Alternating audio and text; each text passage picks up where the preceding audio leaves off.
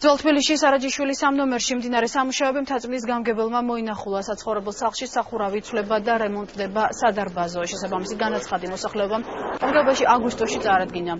სარემონტო სამუშაოები მერიის თანადაფინანსებით ხორციელდება.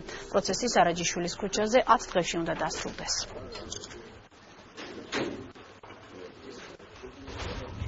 ძალიან ძველი მდგომარეობა იყო ადამიანის წყლის არ ჩამოზიოდა ძალიანად პრობლემას და ეხლა დიდი საქმე გაკეთა მოვეხმარე და 20%-ის ამბავში ჩვენ მოვაგროვეთ დანარჩენი 80% იხდია და გვიკეთებენ დიდ საქმეს. მინდა ვკითხო საკრებულოს რა უფრო მნიშვნელოვანი იყო დღეს ქალაქში გარესათოთოლო კამერების მონტაჟი და ოლიმპიადა 2015 წელს დაფინანსებულიყო თუ ამ ავარიული სადარბაზოების, სახურავების, არკების და სახლების გამაგრება დაფინანსებულიყო. რა თქმა უნდა, ეს უფრო მნიშვნელოვანია და ამიტომ ძალიან სწრაფად უნდა მიიღონ გადაწყვეტილება და ის თანხა დააბრუნოს შესაბამის უხლებში.